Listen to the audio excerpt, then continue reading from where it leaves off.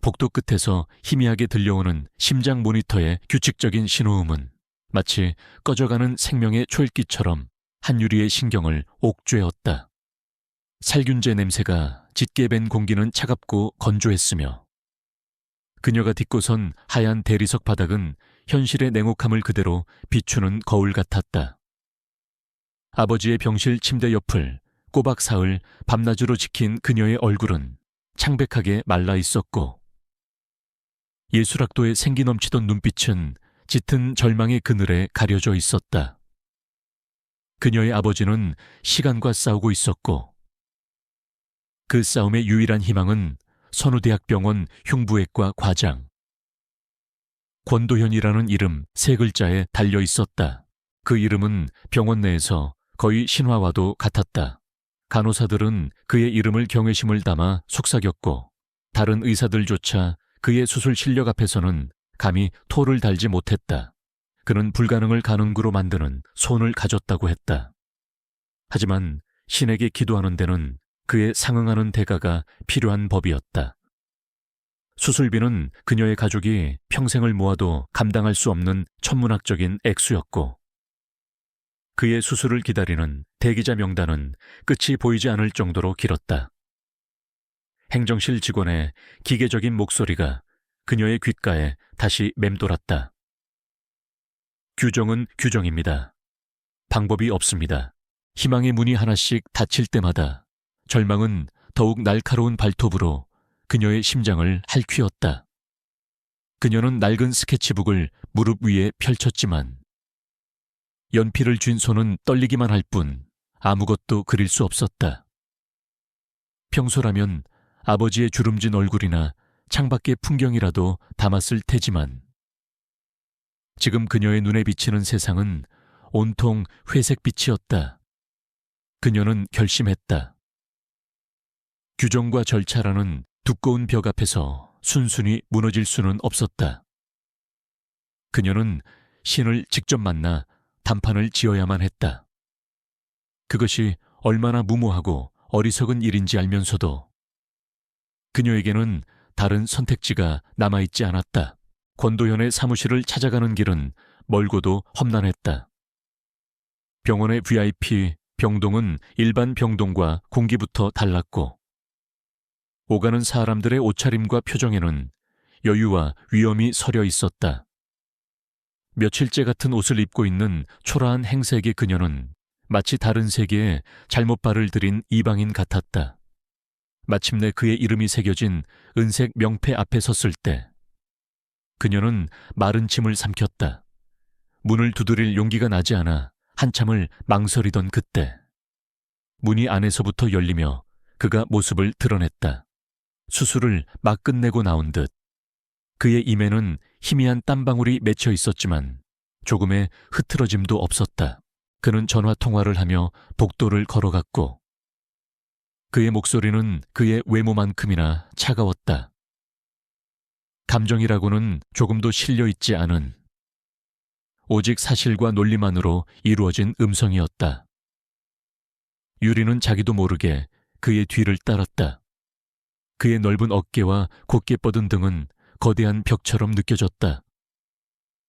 그가 통화를 끊고 돌아서는 순간 그녀는 그의 앞을 막아섰다. 너무나 갑작스러운 행동에 그 역시 미간을 살짝 찌푸렸다. 그의 시선이 그녀의 머리부터 발끝까지를 무심하게 훑었다. 마치 길가의 돌멩이를 보는 듯한 아무런 의미도 담기지 않은 눈빛이었다. 무슨 일이지 그의 목소리에는 일말의 관심도 없었다. 그의 시간은 분과 초 단위로 계산되는 귀한 것이었고 그녀 같은 불청객에게 낭비할 시간은 없어 보였다. 유리는 떨리는 목소리로 준비했던 말을 꺼내려 했지만 그의 압도적인 존재감 앞에서 입술이 제대로 떨어지지 않았다. 그녀는 겨우 아버지의 이름과 병명을 말하며 애원했다. 제발, 제발 저희 아버지를 살려주세요. 그녀의 목소리는 절박함으로 가득 차 있었고 눈에는 금방이라도 터져 나올 듯한 눈물이 그렁그렁 맺혔다. 그는 잠시 그녀를 바라보았다. 그의 검은 눈동자는 너무나 깊어서 그 속을 전혀 읽을 수가 없었다. 그는 그녀의 절박함을 비웃지도 동정하지도 않았다. 그저 관찰할 뿐이었다. 수술 대기자 명단은 확인했나 비용 문제도 해결되지 않았을 텐데. 그의 말은 날카로운 칼날처럼 그녀의 마지막 희망마저 베어버리는 듯했다. 그는 이미 모든 것을 알고 있었다. 그녀의 상황을 꿰뚫어 보고 있으면서도 그는 어떤 감정의 동요도 보이지 않았다. 그에게 환자의 가족이 보이는 절망은 너무나 익숙한 풍경일 뿐이었다. 유리는 이를 악물었다. 여기서 물러설 수는 없었다. 그녀는 자기도 모르게 그의 팔을 붙잡았다. 제가 할 수 있는 건 뭐든지 다 하겠습니다. 제발. 그녀의 손이 그의 하얀 가운에 닿는 순간 그의 표정이 처음으로 미세하게 변했다. 그는 자신의 팔을 내려다보았다. 불쾌함이나 놀라움과는 다른 아주 복잡하고 미묘한 감정이 그의 눈빛을 스쳐 지나갔다. 그는 그녀의 손을 뿌리치지 않았다. 대신 그는 고개를 들어 그녀의 눈을 똑바로 응시했다. 그 시선은 너무나 강렬해서 유리는 숨을 멈췄다. 그는 아무 말 없이 그녀를 자신의 사무실로 이끌었다. 그의 사무실은 그의 성격을 그대로 보여주는 공간이었다. 거대한 책상 위에는 서류 한 장 없이 깔끔했고 모든 물건은 마치 자로 잰 듯 완벽한 질서 속에 놓여 있었다. 그는 값비싼 가죽 의자에 몸을 묻고 그녀를 맞은편 의자에 앉혔다. 잠시 동안 무거운 침묵이 흘렀다. 그는 손가락으로 책상을 가볍게 두드리며 생각에 잠긴 듯했다. 유리는 그의 입에서 나올 말을 초조하게 기다렸다. 그 침묵의 시간은 그녀에게 영원처럼 길게 느껴졌다. 마침내 그가 입을 열었다. 아버지를 살려주지. 그의 목소리는 여전히 차가웠지만 그 안에는 거부할 수 없는 확신이 담겨 있었다. 유리의 얼굴에 순간적으로 화색이 돌았다. 하지만 그의 다음 말은 그녀의 희망을 다시 한번 얼어붙게 만들었다. 대신 조건이 있다. 그는 몸을 앞으로 숙이며 그녀를 뚫어지게 쳐다보았다. 수술이 끝나고 아버지가 퇴원하면 넌 내 집으로 들어와야 한다. 내가 정한 규칙에 따라 내가 허락하는 삶을 살아야 해. 내가 그만하라고 할 때까지. 그의 말은 망치처럼 유리의 머리를 내리쳤다. 그녀는 그가 무슨 말을 하는지 이해할 수 없었다. 그의 제안은 너무나 비현실적이고 터무니없었다. 그의 검은 눈동자는 그녀의 혼란스러운 표정을 집요하게 파고들었다. 왜 그런 조건을? 그녀가 겨우 물었지만 그는 대답하지 않았다. 그는 그저 그녀를 관찰하고 있을 뿐이었다. 그녀의 순수함, 그녀의 절박함, 그리고 그 절박함이 만들어낸 무모함. 그것이 그의 흥미를 끈 것인지도 몰랐다. 그는 거래를 제안하는 것이 아니었다. 그는 통보하고 있었다. 그는 자리에서 일어나 창가로 걸어갔다. 창밖으로 보이는 도시의 풍경이 그의 차가운 실루엣과 겹쳐졌다. 선택은 내 몫이다. 아버지의 목숨, 그리고 너의 삶. 어느 쪽을 선택할지. 그는 그녀에게 생각할 시간을 주었지만 사실상 선택지는 하나뿐이었다. 그의 말은 잔인했지만 명확했다. 유리는 떨리는 손으로 스커트 자락을 움켜쥐었다. 아버지의 얼굴이 떠올랐다. 평생을 그녀를 위해 헌신했던 아버지의 얼굴. 그녀는 눈을 감았다. 눈앞이 캄캄했지만 그녀는 이미 답을 알고 있었다. 그녀의 삶과 아버지의 삶을 저울질하는 것은 애초에 불가능한 일이었다. 그녀는 천천히 고개를 끄덕였다. 그 어떤 말도 목구멍으로 나오지 않았다. 그녀의 침묵의 동의를 확인한 그는 만족한 듯 희미하게 입꼬리를 올렸다. 그것은 미소라고 부르기에는 너무나 차갑고 건조한 표정이었다. 그는 다시 책상으로 돌아와 서류 한 장을 꺼내 그녀 앞으로 내밀었다. 그것은 간단한 동의서였지만 그 내용은 그녀의 남은 인생을 속박하는 족쇄와도 같았다. 그녀는 펜을 쥐고 자신의 이름을 적었다. 한 글자 한 글자를 쓸 때마다 그녀는 자신의 영혼을 파는 기분이었다. 그렇게 그녀의 삶은 차가운 의사의 손에 저당 잡혔다. 약속대로 권도현은 신이었다. 그는 메스를 든 집도이로서의 역할을 한 치의 오차도 없이 완벽하게 수행했다. 아버지를 죽음의 문턱에서 끌어낸 그의 손은 기적 그 자체였다.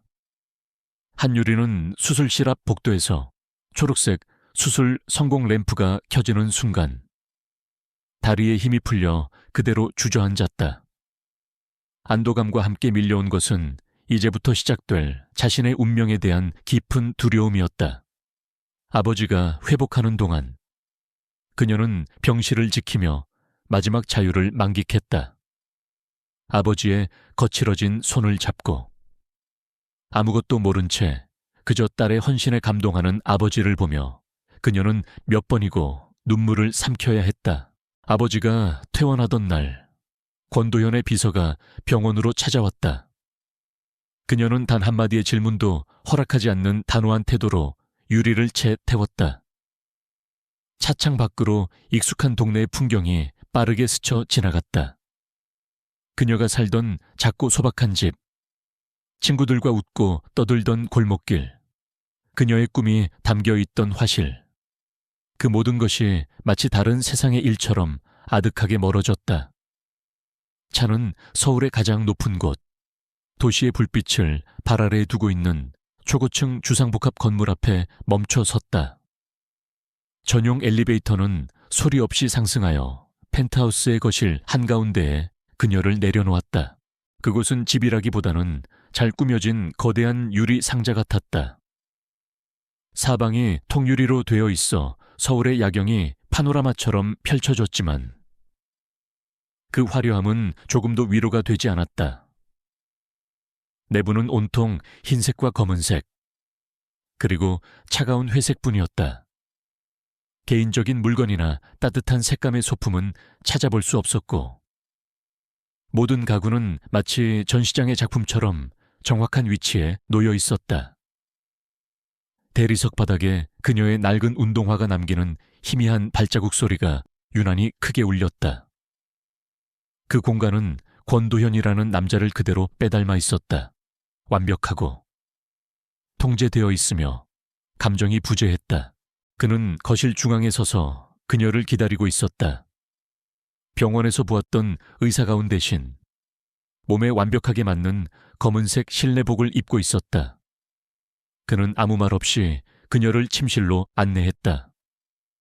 그녀의 낡은 가방과 그의 공간은 극명한 대조를 이루었다. 그가 드레스룸의 문을 열자 유리는 숨을 멈췄다. 안에는 베이지색, 회색, 남색 등 차분한 색상의 옷들이 브랜드별로 완벽하게 정리되어 걸려 있었다. 그녀의 취향은 조금도 반영되지 않은 오직 그의 기준에 맞춰 선택된 옷들이었다. 지금 입고 있는 옷은 전부 버려. 앞으로는 여기 있는 것만 입도록. 그의 목소리는 명령이었다. 그는 그녀에게 태블릿 PC 하나를 건넸다. 화면에는 그녀의 하루 일과가 분 단위로 기록되어 있었다. 기상시간, 식사시간과 메뉴, 학습시간, 취침시간까지. 그녀의 모든 시간은 이제 그의 소유였다. 식사는 정해진 시간에 내가 지정한 메뉴로만 한다. 외출은 허락 없이는 불가능해. 통금은 오후 8시. 모든 것은 이 일정표대로 움직이면 돼. 그는 마치 환자에게 처방을 내리는 의사처럼 말했다. 그의 말에는 그녀의 의견을 물을 의사 따위는 전혀 없어 보였다. 그녀는 그의 소유물, 그의 통제에 놓인 완벽하게 관리되어야 할 대상일 뿐이었다. 첫 번째 저녁 식사는 숨막히는 침묵 속에서 이루어졌다. 길고 하얀 식탁의 양끝에 마주 앉은 두 사람 사이에는 너무나 먼 거리가 있었다. 음식은 최고의 재료로 만들어진 건강식이었지만 유리는 모래를 씹는 기분이었다. 식기 부딪히는 소리만이 어색한 정적을 갈랐다. 그는 식사 내내 그녀를 힐끗 쳐다보지도 않았다. 마치 그녀가 그 자리에 없는 투명 인간인 것처럼 행동했다. 그의 무관심은 어떤 폭언보다도 더 그녀의 자존심을 짓밟았다. 그녀는 그저 살아있는 인형이 되어 그의 완벽한 세계를 구성하는 하나의 장식품이 된 것 같았다. 일정표에 적힌 취침 시간이 되자 그는 자리에서 일어났다. 내 방으로 가. 그는 그녀가 방으로 들어가는 것을 확인하고 나서야 자신의 서재로 향했다. 유리는 거대한 침대에 몸을 뉘었다. 너무나 부드럽고 아늑한 침구였지만 마음은 가시밭길 위에 누운 듯 불편했다. 그녀가 잠들기 위해 애쓰던 그때 예고 없이 침실 문이 열리고 그가 들어왔다. 유리는 공포에 질려 몸을 움츠렸다. 하지만 그는 침대로 다가오지 않았다. 대신 방 안의 온도와 습도를 체크하고 가습기에 물을 채웠다. 그의 모든 행동은 기계처럼 정확하고 군더더기가 없었다. 그는 침대 옆 협탁에 따뜻한 우유 한 잔을 내려놓았다. 마셔. 그의 단호한 목소리에 유리는 거부할 수 없었다. 그녀가 우유를 다 마실 때까지 그는 잠자코 서서 그녀를 지켜보았다. 마치 약을 제대로 복용하는지 확인하는 것 같았다. 그녀가 빈 잔을 내려놓자 그는 몸을 숙여 그녀의 이불을 목 끝까지 끌어올려 주었다. 그 과정에서 그의 손가락이 그녀의 어깨에 잠시 스쳤다. 그의 손은 차가웠지만 그 순간 유리의 온몸에는 소름이 돋았다. 그 손길에는 어떤 다정함도 담겨 있지 않았다. 그것은 자신의 소유물을 점검하고 관리하는 주인의 손길이었다. 그는 아무 말 없이 방을 나갔고 문이 닫히는 소리가 들리고 나서야 유리는 참았던 숨을 몰아쉬었다. 심장이 미친 듯이 뛰었다. 낮 동안의 냉담함과 통제, 그리고 한밤중에 이 기이하고 집요한 보살핌. 이 두 가지 보습의 간극은 그녀를 극심한 혼란에 빠뜨렸다. 이것은 결코 배려나 친절이 아니었다. 이것은 통제의 또 다른 형태. 그녀의 몸과 정신을 완벽하게 길들이려는 그의 방식이었다. 그녀는 이 화려한 감옥 안에서 밤마다 주인의 기묘한 애정을 받는 새장 속의 새였다. 눈물이 베개를 적셨지만 그녀는 소리내어 울 수조차 없었다. 시간은 의미 없이 흘러갔다. 거대한 통유리창 밖으로 계절이 바뀌는 것이 희미하게 느껴졌지만 펜트하우스 안의 시간은 언제나 똑같은 온도로 정체되어 있었다. 한유리의 삶은 권도현이 설계한 궤도 위를 한치의 오차도 없이 굴러가는 기차와 같았다. 아침 7시 기상, 영양 균형이 완벽하게 계산된 아침 식사, 그가 지정한 예술이론 서적 읽기, 침묵의 점심, 고독한 오후, 그리고 다시 숨막히는 저녁 식사. 밤이 되면 어김없이 그가 방문해 그녀의 상태를 점검하는 기이한 의식이 반복되었다. 그 모든 과정의 대화는 거의 존재하지 않았다. 초반에 극심했던 공포는 점차 무감각한 체념으로 변해갔다. 이 완벽한 감옥 안에서 그녀는 살아남기 위해 관찰하는 법을 배워야만 했다. 그녀는 예술학도였다. 대상을 이해하기 위해 끈질기게 관찰하고 그 본질을 파악하려는 것은 그녀의 본능이었다. 그녀의 관찰 대상은 이제 그림이나 조각이 아닌 권도현이라는 복잡하고 위험한 인간이었다. 그녀는 그의 모든 행동, 모든 습관, 그리고 아주 미세한 표정 변화까지 놓치지 않고 기억 속에 새겼다. 그의 세계를 지배하는 보이지 않는 규칙들을 하나씩 발견하기 시작했다. 그의 강박적인 통제욕은 집 안 곳곳에서 드러났다.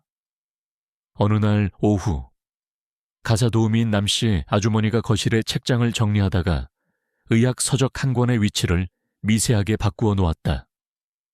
저녁에 돌아온 권도현은 거실을 지나치다 말고 걸음을 멈췄다. 그는 책장으로 다가가 아무 말 없이 그 책을 원래 있던 자리로 정확히 옮겨 놓았다.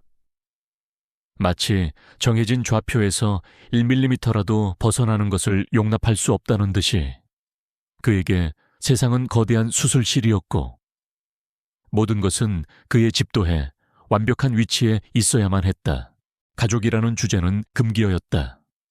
한 번은 저녁 식사 중에 그의 휴대폰이 울렸다.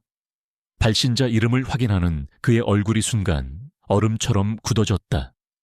그는 통화를 거절하고 휴대폰을 뒤집어 놓았다. 그 짧은 순간 식탁 주변의 공기가 급격하게 차가워졌다. 유리는 감히 고개를 들 수 없었다. 그의 침묵은 그 어떤 고함보다도 더 무서운 압박감을 자아냈다. 그날 이후 그녀는 그의 세계에 가족이라는 단어가 들어설 자리는 없다는 것을 깨달았다. 그것은 그의 완벽한 통제에 균열을 내는 건드려서는 안 될 상처와도 같았다. 가장 큰 발견은 거실 벽에 걸린 낡은 유화 한 점이었다. 펜트하우스의 현대적이고 미니멀한 인테리어와 전혀 어울리지 않는 생생한 색채의 야생화가 가득한 들판 그림이었다. 어느 날 해질녘, 유리는 그 그림 앞에 서서 강렬한 붓터치에 매료되어 있었다. 그때 서재에서 나온 그가 그녀의 옆을 지나치다 잠시 멈춰 섰다. 그의 시선이 그림에 닿는 순간 유리는 보았다. 그의 철저한 무표정 뒤에 감춰져 있던 깊은 슬픔과 지독한 그리움이 수면 위로 떠올랐다가 순식간에 사라지는 것을. 그것은 1초도 안 되는 찰나였지만 그녀는 그의 영혼에 새겨진 흉터를 분명히 목격했다. 그녀가 가벼운 감기에 걸렸던 날, 그의 집착에 가까운 반응은 그녀를 더욱 혼란스럽게 만들었다. 그는 마치 응급 환자를 다루듯던 그녀의 상태를 시간 단위로 체크했다. 정확한 시간에 정확한 약을 투여했고 그녀의 천변화를 그래프로 기록했다. 그의 행동에는 연인에 대한 따뜻한 걱정이 아닌 예상치 못한 변수가 발생한 것에 대한 의사의 초조함과 불안감이 서려 있었다. 그는 그녀가 아픈 것을 슬퍼하는 것이 아니라 자신의 통제에 있는 대상에게 결함이 생긴 것을 견디지 못하는 것처럼 보였다. 가사 도우미인 남씨 아주머니는 말이 없는 사람이었지만 가끔 유리를 향해 연민이 담긴 눈빛을 보낼 때가 있었다. 그녀는 권도현의 집에서 오랫동안 일해온 듯했다. 그녀는 주인의 규칙을 철저히 지켰지만 유리가 혼자 창밖을 보며 한숨을 쉴 때면 못 본 척 조용히 차 한 잔을 더 가져다 주곤 했다. 그 작은 몸짓은 유리가 이 거대한 집에서 완전히 혼자는 아니라는 미약한 위안을 주었다. 남씨 아주머니는 분명 무언가를 알고 있었지만 결코 입을 열지 않았다. 밤이 되자 유리는 침대에 누워 스케치북을 펼쳤다. 예전 같았으면 두려움에 떨며 잠을 청했겠지만 이제 그녀의 머릿속은 온통 그에 대한 의문으로 가득 차 있었다. 그녀는 연필을 들어 그림을 그리기 시작했다. 창밖에 화려한 야경이 아니었다. 그녀는 오늘 낮에 보았던 그림 앞에서 흔들리던 그의 눈빛을 그리고 있었다. 그 차가운 남자에게도 그런 표정이 있다는 사실이 그녀의 마음을 흔들었다. 공포는 여전했지만 그 위에 희미한 호기심이 싹트고 있었다. 그녀는 더 이상 순진한 희생자가 아니었다. 그녀는 이 감옥을 만든 남자를 이해하기로 결심한 침묵의 관찰자였다. 답답함이 한계에 다다르고 있었다. 권도현이 제공하는 완벽한 영양의 식단은 그녀의 몸을 건강하게 유지시켜 주었지만 그녀의 영혼을 굶주리게 했다. 매일같이 반복되는 맛도 향도 없는 음식은 이 집에서의 그녀의 삶과 같았다. 그러던 어느 날 그녀는 문득 아버지가 가장 좋아하시던 된장찌개의 구수한 냄새를 떠올렸다. 가족들이 작은 식탁에 둘러앉아 김이 모락모락 나는 찌개를 나눠 먹던 기억. 그 따뜻하고 평범했던 순간이 사무치게 그리웠다. 그녀는 결심했다. 단 하루라도, 단 한 끼라도 이 차가운 공간을 집처럼 만들고 싶었다. 그것은 명백한 반항이었다. 그의 규칙에 대한 정면 도전이자 자신의 존재를 증명하려는 작은 몸부림이었다. 그녀는 그의 서재에서 책을 읽는 척하며 남씨 아주머니가 주방에서 일하는 동선을 살폈다. 마침내 아주머니가 잠시 자리를 비운 틈을 타 그녀는 유령처럼 주방으로 스며들었다. 거대한 전문가용 주방은 그녀에게 낯설고 위압적이었다. 하지만 그녀는 망설이지 않았다. 다행히 냉장고와 식료품 저장실에는 온갖 종류의 식재료가 완벽하게 구비되어 있었다.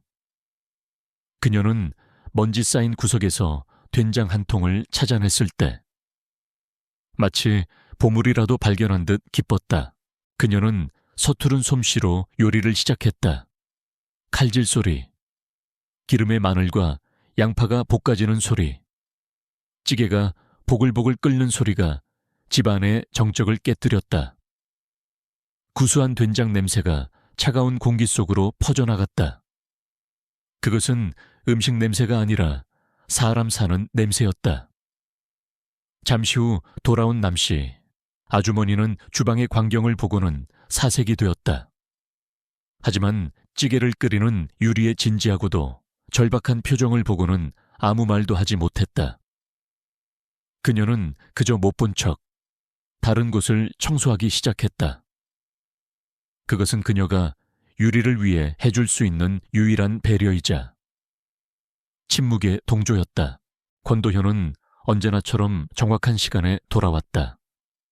엘리베이터 문이 열리고 거실로 들어서는 순간 그는 걸음을 멈췄다.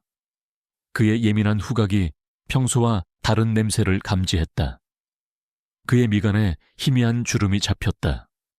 그는 냄새의 근원지를 따라 주방으로 향했다. 그리고 그곳에서 식탁 위에 정성스럽게 차려진 2인분의 저녁상과 마주했다. 김이 모락모락 피어오르는 된장찌개와 몇 가지 반찬, 그리고 그 앞에 앞치마를 두른 차에 서 있는 한유리. 그녀는 두려움과 기대를 안고 그를 바라보고 있었다. 그의 반응은 유리의 예상을 뛰어넘었다. 그는 소리치거나 분노를 터뜨리지 않았다.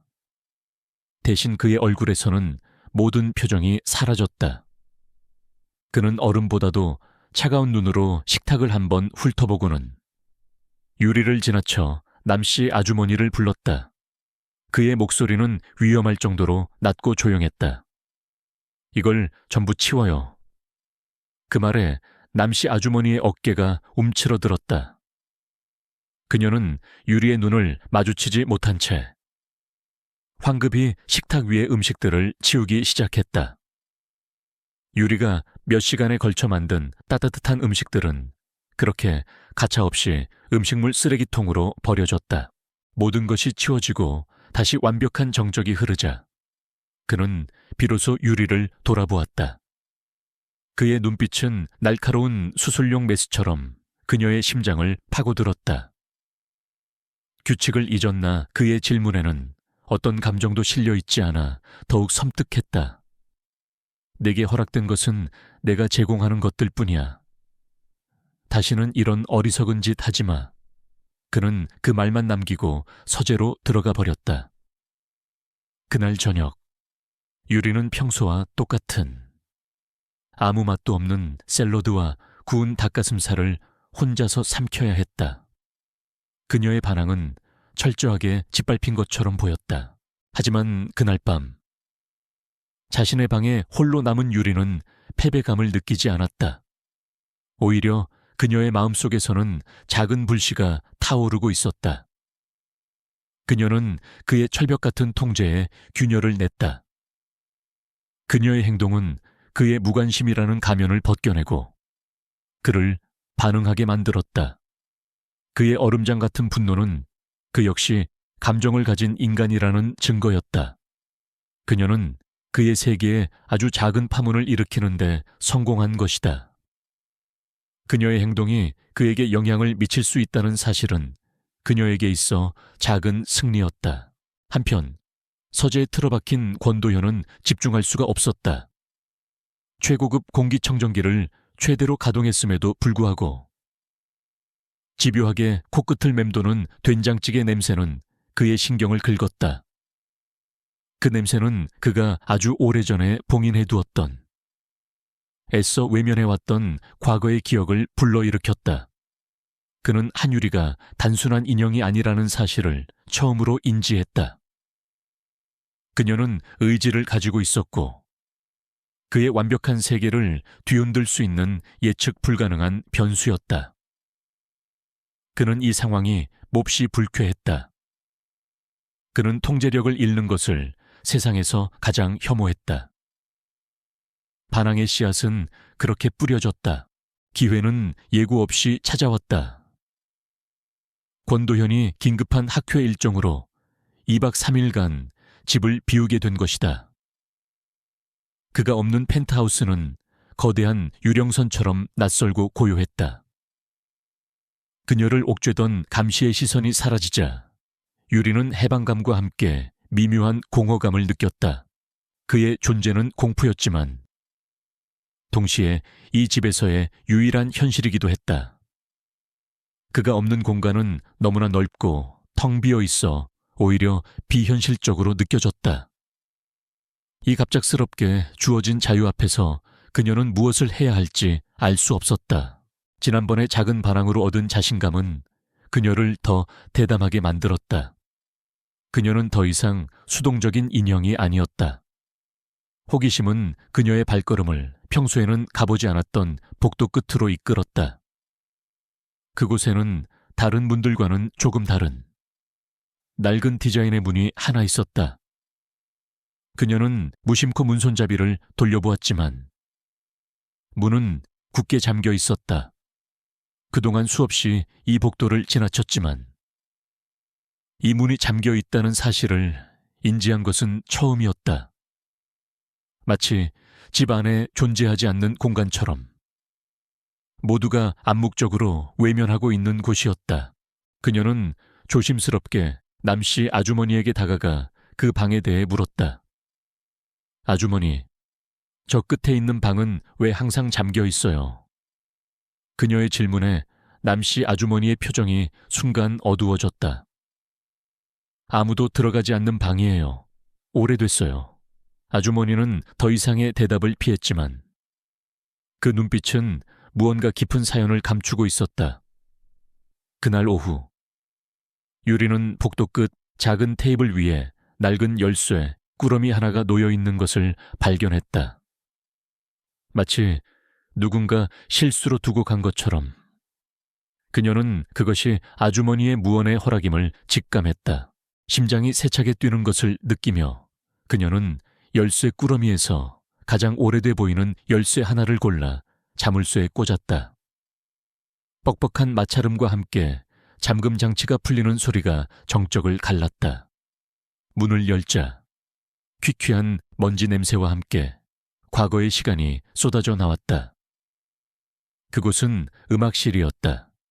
집안의 다른 공간과는 완전히 다른 고풍스러운 가구와 벨벳 커튼이 있는 아늑한 공간이었다. 창문으로 들어온 햇살에 뽀얀 먼지가 춤을 추듯 떠다녔다. 방 한가운데에는 하얀 천으로 덮인 그랜드 피아노가 유령처럼 서 있었다.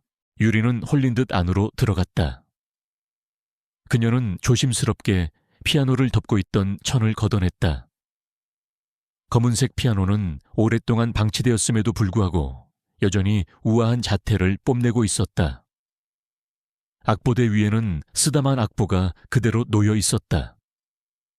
부드럽고 유려한 필체에 미완성된 소나타였다. 마치 연주자가 금방이라도 돌아와 다음 마디를 이어갈 것만 같았다. 그녀는 낡은 피아노 의자에 앉아 조심스럽게 건반 하나를 눌렀다. 조율되지 않은 둔탁한 소리가 울려 퍼졌지만 그 소리에는 깊은 슬픔이 배어 있었다. 악보대 옆에 놓인 낡은 악보집 사이에서 그녀는 낡은 사진 한 장을 발견했다. 사진 속에는 지금보다 훨씬 젊고 행복해 보이는 권도현과 그와 꼭 닮은 아름다운 중년 여성, 그리고 그의 품에 안겨 밝게 웃고 있는 어린 여자아이가 있었다. 사진 속의 그는 지금의 냉혹한 의사가 아닌 따뜻하고 부드러운 미소를 가진 소년이었다. 유리는 처음으로 그의 진짜 미소를 보았다. 그의 어머니와 여동생일까? 이 사진은 왜 여기에? 이렇게 숨겨져 있는 걸까? 의문이 꼬리에 꼬리를 물고 이어졌다. 그녀는 사진을 들고 남씨 아주머니에게 갔다. 사진을 본 아주머니는 모든 것을 체념한 듯 깊은 한숨을 내쉬었다.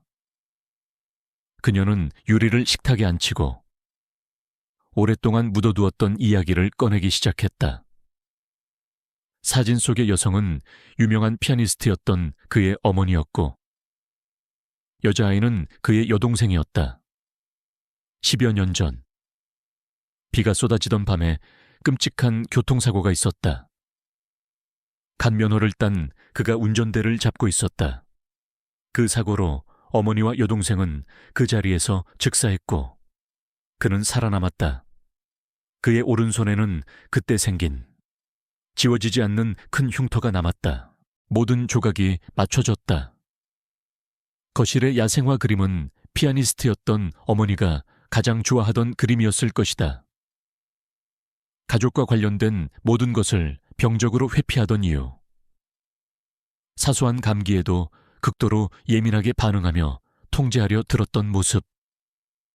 그것은 모두 그날의 사고로 모든 것을 잃었던, 아무것도 통제할 수 없었던 소년의 깊은 트라우마였다.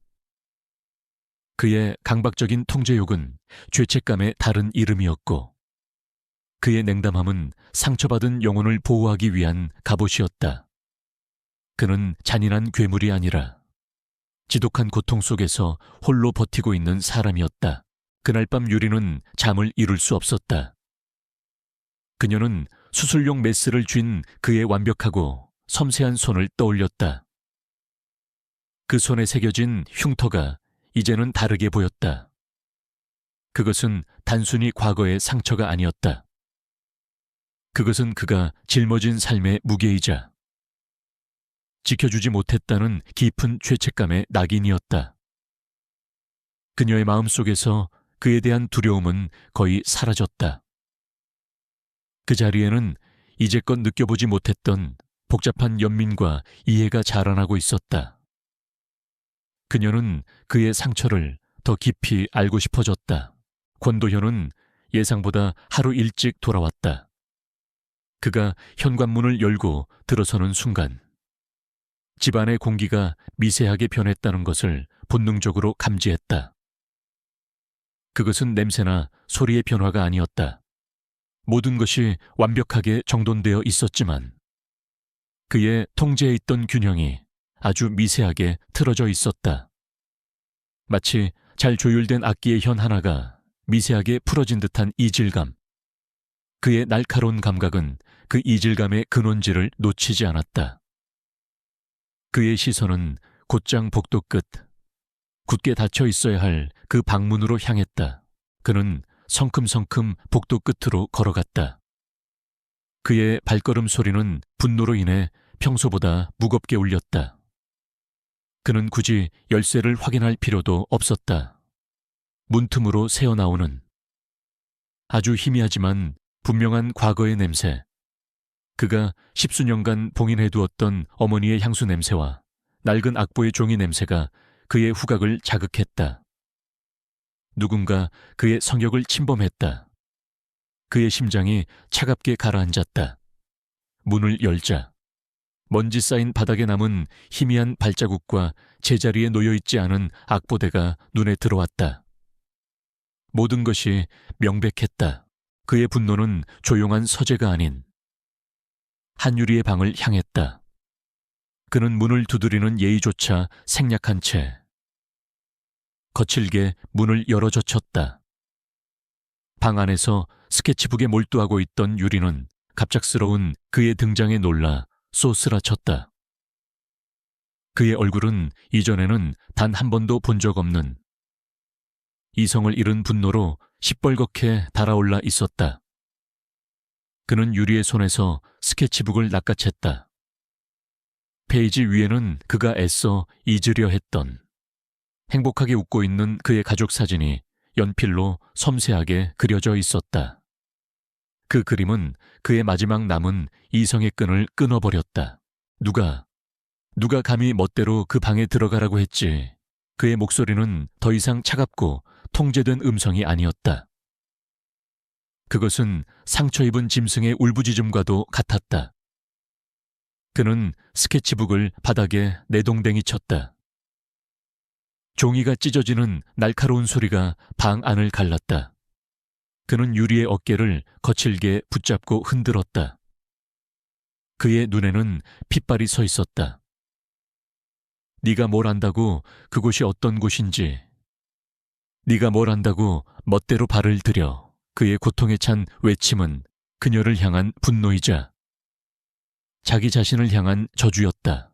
유리는 공포에 질려 떨었지만 이상하게도 눈물이 나오지는 않았다. 그의 분노 너머에 있는 거대한 슬픔이 보였기 때문이었다. 그의 소나기는 아팠지만 그녀는 그의 눈을 피하지 않았다. 그녀는 그의 흔들리는 눈동자 속에서 길을 잃고 울고 있는 어린 소년을 보았다. 그의 분노는 그녀를 파괴하려는 것이 아니라 더 이상 상처받고 싶지 않다는 절박한 비명이었다. 그의 통제력이 완전히 무너져 내리는 순간 그가 숨기고 있던 진실의 파편들이 터져 나왔다. 그 사고는 내 잘못이었어. 내가 운전대를 잡았다고 죽었어야 하는 건 내가 아니라. 그의 목소리는 절망으로 갈라졌다. 아무것도 할 수 없었어.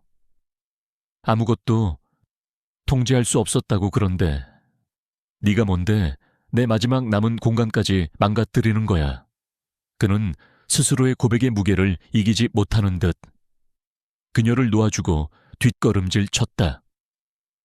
그는 자신의 가장 깊고 추악한 상처를 그녀 앞에서 모두 드러내버렸다. 십수년간 그를 지탱해온 냉정과 통제라는 갑옷은 산산조각 나 있었다. 그 순간 유리는 두려움 대신 깊은 연민을 느꼈다. 그녀는 아무 말도 하지 않았다. 그 어떤 위로의 말도 이 거대한 상처 앞에서는 무의미하다는 것을 알았다. 대신 그녀는 그저 그를 바라보았다. 그녀의 눈빛에는 비난도, 동정도 아닌 오직 깊은 이해만이 담겨 있었다. 공포에 질려 있을 것이라 생각했던 그녀의 눈에서 그런 감정을 읽은 권도현은 당황했다. 그는 자신의 나약함을 경멸하고 비웃어줄 사람을 예상했지만 그녀는 달랐다. 그녀의 침묵은 그의 분노를 무장해제시키는 가장 강력한 힘이었다. 그는 그녀의 시선을 감당할 수 없었다. 자신의 모든 것을 들켜버린 것 같은 수치심과 자기 혐오가 온몸을 휩쌌다. 그는 고개를 돌려버렸다. 나가. 그는 거의 속삭이듯 말하고는 스스로의 감정 폭발에서 도망치듯 방을 나가버렸다. 문이 쾅 닫히고 방 안에는 다시 무거운 침묵이 내려앉았다. 폭풍이 핥히고 지나간 자리에는 감정의 잔해만이 어지럽게 널려 있었다. 유리는 그제야 참았던 숨을 내쉬었다. 그녀는 바닥에 떨어진 스케치북을 주워 들었다. 찢어진 가족 그림을 보며 그녀의 눈에서 뜨거운 눈물이 흘러내렸다. 그것은 자신을 위한 눈물이 아니었다. 권도현의 감정 폭발 이후 펜트하우스는 소리 없는 전쟁터가 되었다. 두 사람은 서로를 유령처럼 피했다.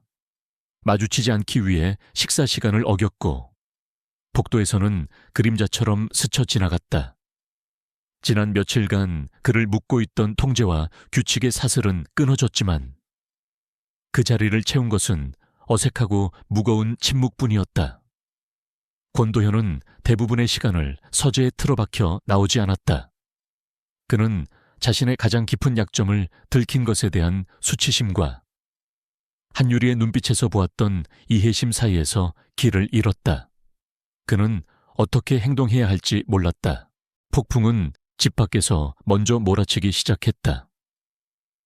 선우대학병원에는 권도현의 그늘에 가려 만년 2인자 자리에 머물러야 했던 외과 의사 김민준이 있었다. 그는 권도현의 천재적인 재능을 질투했고 그의 완벽함에 흠집을 낼 기회만을 호시탐탐 노리고 있었다. 그는 최근 병원 내에 퍼지기 시작한 소문을 놓치지 않았다.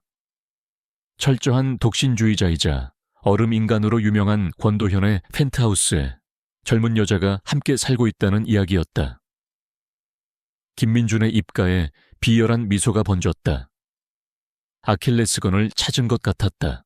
김민준은 교묘하게 소문을 부풀리고 퍼뜨리기 시작했다. 그는 동료 의사들과의 식사 자리에서 걱정된다는 위선적인 표정으로 말을 꺼냈다.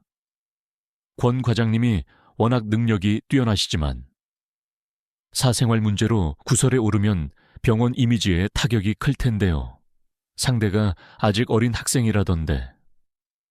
그의 말은 독처럼 퍼져나가 권도현과 한유리의 관계를 부도덕한 거래로 변질시켰다. 순식간에 권도현은 자신의 지위를 이용해 어린 여학생을 착취하는 파렴치한 의사가 되어가고 있었다. 소문만으로는 권도현을 무너뜨릴 수 없다는 것을 아는 김민준은 더 확실한 무기를 준비했다. 그는 자신의 휘하 레지던트에게 권도현이 집도했던 과거의 모든 수술 기록을 샅샅이 뒤지라고 명령했다. 마침내 그는 몇 년 전 아주 복잡하고 성공 확률이 희박했던 수술에서 발생했던 사소한 합병증 사례를 찾아냈다. 당시 권도현의 완벽한 후속 조치로 환자는 아무 문제 없이 회복했지만 김민준은 이 부분을 교묘하게 왜곡하여 치명적인 의료 과실처럼 보이도록 서류를 조작하고 내부 감사팀에 익명으로 투서를 넣었다. 압박은 즉각적으로 들어왔다. 병원장은 권도현을 호출해 불미스러운 소문과 내부 감사에 대해 추궁했다. 동료들은 그를 대놓고 피하거나 의심의 눈초리를 보냈다. 병원 복도에서 들려오는 수군거림은 날카로운 바늘이 되어 그의 신경을 찔렀다. 그의 완벽했던 세계에 균열이 가기 시작했다.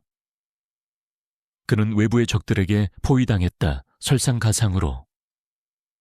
김민준이 흘린 정보에 냄새를 맡은 일부 타블로이드 신문 기자들까지 병원 주변을 어슬렁거리기 시작했다. 외부의 혼돈은 그의 내면의 혼란을 더욱 증폭시켰다. 그날 밤 녹초가 되어 집으로 돌아온 그는 거실 소파에 앉아있는 유리를 보았다. 그 순간 그의 머릿속에서 모든 문제의 원인이 그녀라는 위험한 생각이 피어올랐다. 그녀는 그의 삶에 들어온 예측 불가능한 변수였고 그의 갑옷에 생긴 유일한 틈이었다. 적들은 바로 그 틈을 파고들고 있었다. 그는 그녀를 보호해야 했다.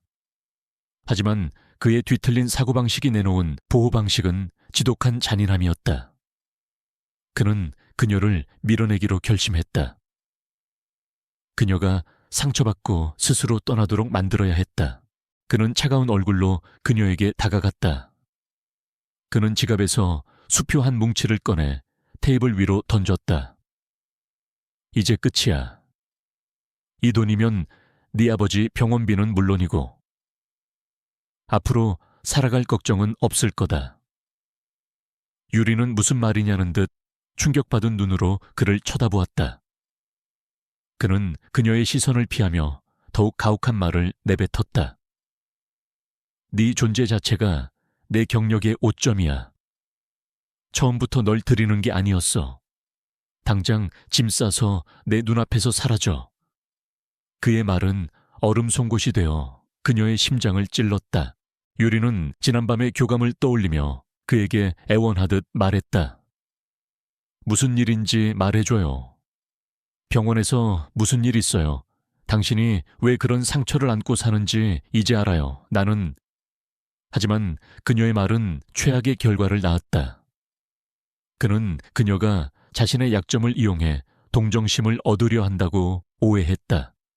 그의 얼굴이 경멸로 일그러졌다. 네가 뭘 안다고 짓거려 내 인생에서 당장 꺼져. 그는 그녀의 마지막 희망마저 잔인하게 짓밟았다. 그는 그녀를 상처 입혀야만 이 지긋지긋한 스캔들에서 그녀를 떼어낼 수 있다고 믿었다. 그는 현관으로 향하다 말고 마지막으로 그녀에게 최후 통첩을 날렸다. 내일 아침까지 이 집에서 네가 사라지지 않으면 내가 직접 네 짐을 창밖으로 던져버릴 거야. 문이 쾅 닫히고 거대한 거실에 그녀 혼자 남았다. 그의 잔인한 말들이 사방에서 메아리쳤다. 외부의 폭풍은 마침내 그녀의 마음속까지 들이닥쳐 모든 것을 부서뜨리고 있었다. 그녀는 차가운 대리석 바닥에 주저앉아 소리 없이 눈물을 흘렸다. 권도현이 남긴 잔인한 말들은 밤새도록 유리의 귓가에 울렸다. 심장은 갈갈이 찢어진 듯 아팠고 눈물은 멈추지 않고 흘러내렸다. 그의 말대로 짐을 싸서 떠나는 것이 가장 쉬운 길이었다. 이 지긋지긋한 감옥에서 벗어나 다시 평범한 삶으로 돌아가는 것. 하지만 그녀는 그럴 수 없었다. 그녀의 뇌리에서 사진 속에서 환하게 웃던 소년의 모습과 고통으로 일그러져 울부짖던 남자의 얼굴이 떠나지 않았다. 그는 그녀에게 상처를 주었지만 동시에 자신의 가장 깊은 상처를 보여주었다. 그녀는 도망칠 수 없었다. 다음 날 아침 서재에서 나온 권도현은 유리가 아직 집에 있다는 사실에 놀랐다. 그는 그녀가 이미 사라졌을 것이라 예상했다. 그녀는 주방에서 묵묵히 그가 좋아하는 블랙커피를 내리고 있었다. 그의 분노에 찬 시선에도 그녀는 동요하지 않았다. 그녀는 조용히 커피잔을 그의 앞에 놓고는 아무 말 없이 돌아섰다. 그녀의 침묵은 순종이 아닌 조용한 저항이었다. 나는 떠나지 않아요. 그녀의 모든 행동이 그렇게 말하고 있었다. 그녀의 그런 태도는 그를 더욱 혼란스럽고 무력하게 만들었다. 외부의 압박은 최고조에 달했다. 병원에서는 공식적으로 그의 모든 수술 일정을 취소하고 그에게 무기한 직무정지 처분을 내렸다. 기자들은 맹수처럼 그의 집 앞에서 진을 치고 있었다. 완벽하게 통제되던 그의 세계는 완전히 무너져 내렸다. 그는 집 안에 갇힌 신세가 되었다. 그는 서재 문을 걸어 잠그고 세상과 자신을 단절시켰다. 그는 술을 마셨다. 통제력을 잃은 스스로에 대한 혐오와 세상에 대한 분노를 술로 달래려 했다. 한때 그의 왕국이었던 펜트하우스는 이제 그의 절망을 가두는 감옥이 되었다. 유리는 그의 붕괴를 조용히 지켜보았다. 그녀는 그의 방문을 두드리거나 섣부른 위로를 건네지 않았다. 대신 그녀는 묵묵히 자신의 역할을 했다. 그가 서재 밖으로 나오지 않으면 따뜻한 수프를 끓여 문 앞에 가져다 놓았다. 그가 밤새 마신 술병들을 조용히 치웠다. 그녀의 꾸준한 보살핌은 그의 자기 파괴적인 고립에 맞서는 조용한 투쟁이었다. 그는 그녀에게 나가라고 소리쳤지만 그녀는 그저 묵묵히 제자리를 지켰다. 그녀의 존재 자체가 이 집이 아직 완전히 무너지지 않았다는 유일한 증거였다. 그녀는 말이 아닌 다른 방법으로 그에게 다가가야 한다는 것을 깨달았다. 그때 음악실에 걸려있던 야생화 그림이 떠올랐다. 그의 어머니가 사랑했던 그림. 그의 유일한 안식처였을지도 모르는 풍경. 유리는 자신의 태블릿 PC를 이용해 그림과 화에 대해 조사하기 시작했다. 다행히 그 그림은 유명한 작품이어서 아주 정교하게 제작된 복제품을 판매하는 갤러리를 찾아낼 수 있었다. 그녀는 그가 경멸하며 던져주었던 돈의 일부를 사용해 그림을 주문했다. 그것은 그가 준 돈을 그의 상처를 치유하는 데 쓰는 그녀만의 방식이었다. 그림이 도착한 날, 유리는 가장 큰 결심을 해야 했다. 그의 마지막 성격인 서재의 문을 여는 것. 그녀는 문을 두드렸지만 안에서는 아무런 대답이 없었다. 그녀는 남씨 아주머니가 우연히 부엌 식탁에 두고 간 예비 열쇠를 사용했다. 문을 열자 짙은 알코올 냄새와 함께 절망의 기운이 훅 끼쳐왔다. 커튼이 내려진 방은 한낮인데도 밤처럼 어두웠다. 권도현은 거대한 책상 뒤 의자에 파묻히듯 앉아 있었다. 그는 텅 빈 눈으로 허공을 응시하고 있는 완전히 부서진 남자였다. 그는 그녀의 침입에 반응할 기력조차 없어 보였다. 유리는 조심스럽게 그에게 다가가 포장을 벗긴 그림을 그의 책상 위에 세워놓았다. 어둠 속에서도 그림 속 야생화의 생생한 색채는 빛을 발하는 듯했다. 그녀는 아주 작은 목소리로 하지만 분명하게 말했다. 어머니가 좋아하시던 그림이잖아요. 그녀의 말에 그의 텅 빈 눈동자가 천천히 그림으로 향했다. 모든 것을 통제할 수는 없어요. 그녀는 말을 이었다. 하지만 혼자서 모든 짐을 짊어질 필요도 없어요. 그 순간 무언가 무너져 내렸다. 그의 눈에서 눈물 한 방울이 흘러내렸다.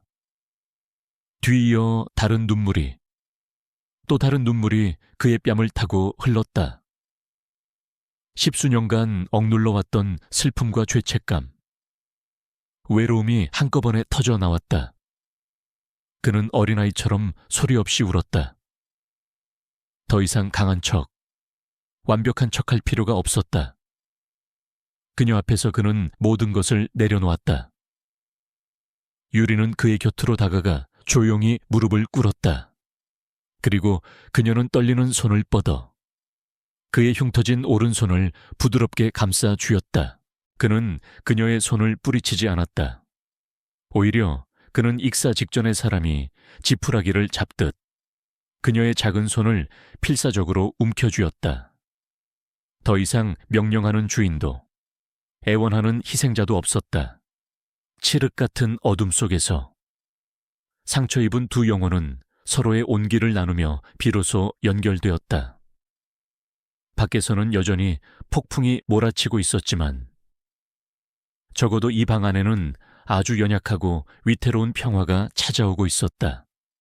그녀가 내민 손은 그의 기나긴 밤을 끝낼 첫 번째 새벽빛이었다. 서재에 아침 햇살이 스며든 것은 십수년 만에 처음 있는 일이었다.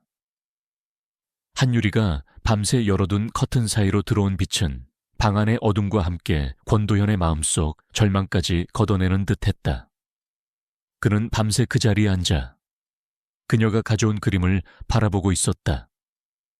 유리가 조용히 들어와 따뜻한 차를 건넸을 때 그는 처음으로 그녀의 눈을 피하지 않고 마주 보았다.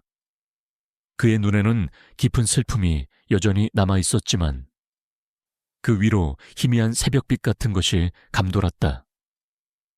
그는 아주 오랫동안 잊고 살았던 단어를 입에 올렸다. 고마워. 그 한마디는 그들의 관계를 재정의하는 새로운 시작이었다. 폭풍의 잔해를 치우는 일은 그 후부터 시작되었다. 유리의 조용한 지지 속에서 권도현은 더 이상 도망치거나 숨지 않았다. 그는 자신의 명예를 되찾기 위해 정면으로 맞서기로 결심했다. 그의 천재적인 두뇌는 감정의 족쇄에서 풀려나자 다시 날카롭게 작동하기 시작했다. 그는 유리를 단순한 보호 대상이 아닌 조력자이자 파트너로 대했다. 그녀는 그의 옆에서 밤을 새워가며 자료를 정리하고 그의 흔들리는 마음을 다잡아 주었다. 그녀의 존재는 그가 다시 일어서는데 가장 큰 힘이 되었다. 권도현은 병원 징계위원회에 정식으로 재심을 청구했다. 그는 김민준이 제기한 의료 과실 의혹에 대해 반박할 수 있는 모든 객관적인 데이터와 증거를 철저하게 준비했다. 그는 또한 자신에게 충성하는 몇 안 되는 후배 의사를 통해 김민준이 의도적으로 정보를 왜곡하고 악의적인 소문을 퍼뜨렸다는 증거까지 확보했다. 청문회 당일, 그는 예전의 냉철하고 완벽한 의사의 모습으로 돌아와 있었다. 그는 감정적인 비난 대신 오직 논리와 팩트만으로 김민준의 주장을 조목조목 격파했다. 결국 진실은 밝혀졌고 김민준은 몰락했으며 권도현의 명예는 회복되었다. 모든 것이 제자리를 찾은 그날 밤, 그는 집으로 돌아와 서재 깊숙한 곳에서 먼지 쌓인 서류 한 장을 꺼내왔다. 그것은 몇 달 전 그가 유리에게 서명을 강요했던 바로 그 계약서였다. 그는 아무 말 없이 유리의 눈앞에서 그 종이 조각을 갈갈이 찢어버렸다. 종이 조각들이 바닥으로 흩날렸다. 이제 끝났어. 그가 말했다. 너는 이제 자유야. 한유리, 계약은 끝났고 빚도 없어. 원래 네가 있어야 할 곳으로 돌아가. 그의 목소리는 담담했지만 유리가 정말 떠날까봐 두려워하는 기색이 역력했다. 유리는 흩어진 종이 조각과 그의 불안한 눈빛을 번갈아 보았다. 그녀는 미소를 지었다. 처음으로 이 집에서, 그 앞에서 진심으로 웃었다. 그녀는 천천히 고개를 저었다. 아니요, 제 삶은 이제 여기에요. 그녀는 한 걸음 그에게 다가섰다. 당신이 괜찮다면 당신 곁에 머물고 싶어요.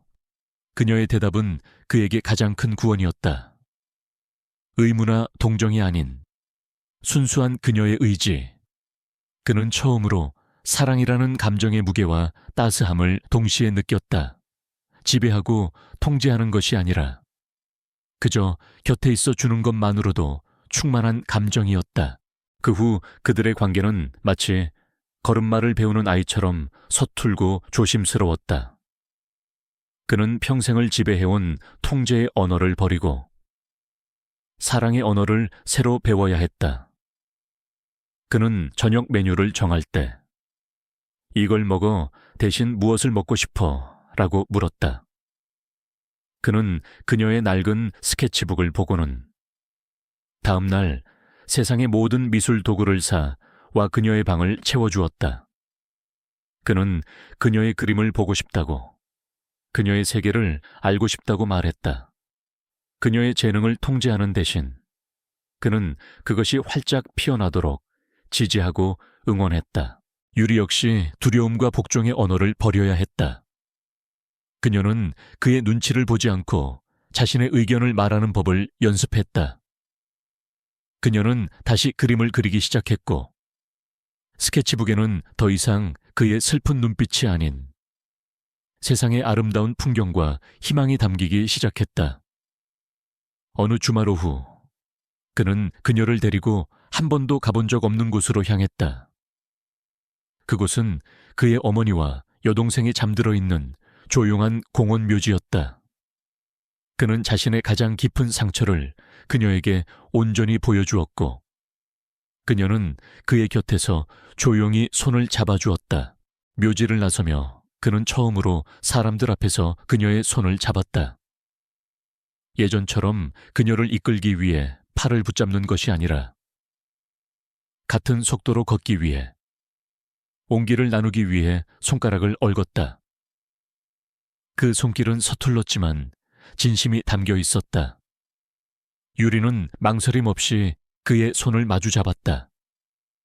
두 사람은 더 이상 주인과 소유물, 의사와 환자의 가족이 아니었다.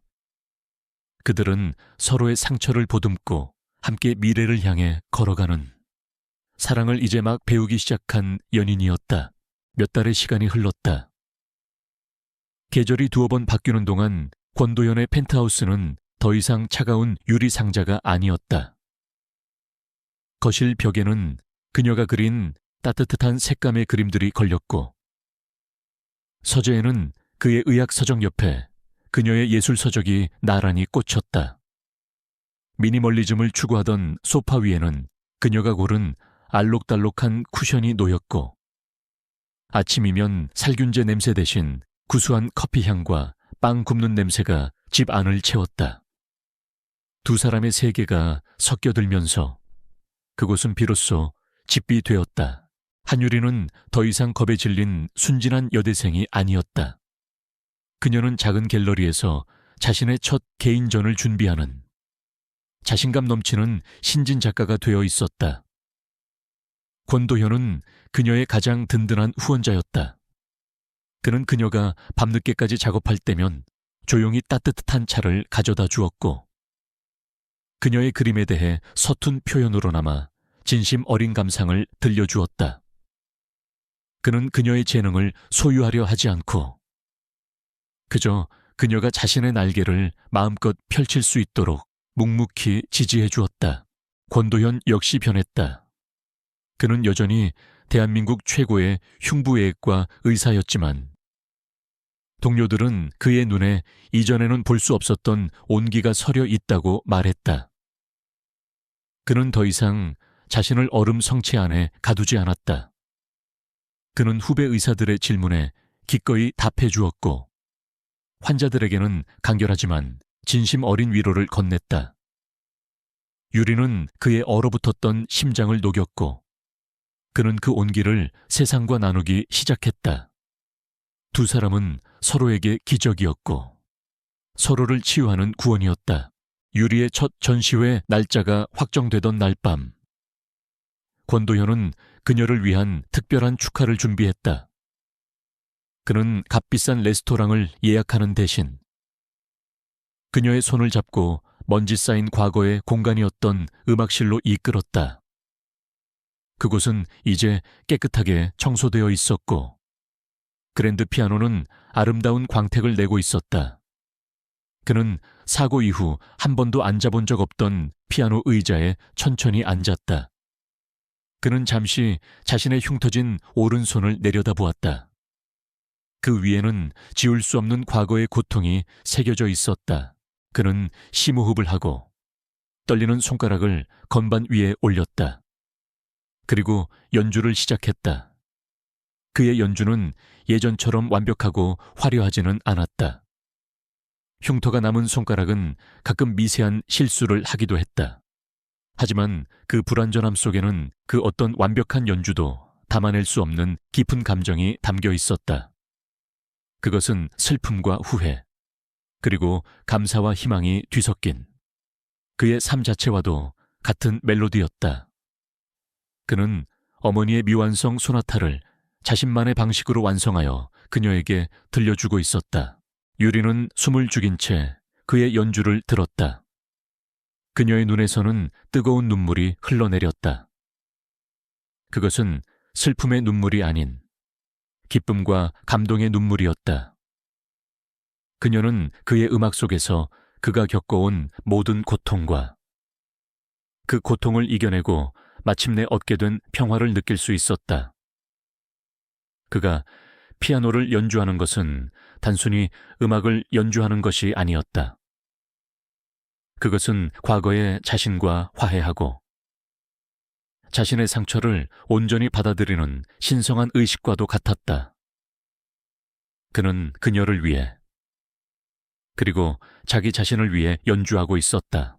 마지막 음이 부드럽게 사라지고 방 안에 고요함이 찾아왔을 때 그는 그녀를 돌아보았다. 그의 눈빛은 사랑과 평온함으로 가득 차 있었다. 널 위한 곡이야. 그의 낮은 목소리가 방 안을 울렸다. 유리는 조용히 그에게 다가가 그의 어깨에 머리를 기댔다. 더 이상 어떤 말도 필요하지 않았다. 두 사람의 영혼은 이제 하나의 멜로디로 조화롭게 울리고 있었다. 밤마다 그녀를 올가매던 그의 기이한 보살핌은 이제 서로의 꿈을 응원하고 서로의 슬픔을 말없이 안아주는 진정한 사랑으로 변해 있었다. 차가운 의사의 손에 떨어진 순진한 여대생의 이야기는 그렇게 끝을 맺었다. 하지만 두 사람의 이야기는 이제 막 시작되고 있었다. 권도현과 한유리는 서로의 가장 깊은 어둠 속에서 만나 서로의 빛이 되어주었다. 그들의 사랑은 통제나 소유가 아닌 이해와 존중 위에서 피어난 꽃이었다. 그들은 앞으로도 때로는 서툴게, 때로는 다투면서 사랑하는 법을 배워나갈 것이다. 피아노 옆에 나란히 앉아 창밖의 도시 불빛을 바라보는 두 사람의 모습은 세상에서 가장 아름다운 한 폭의 그림이었다.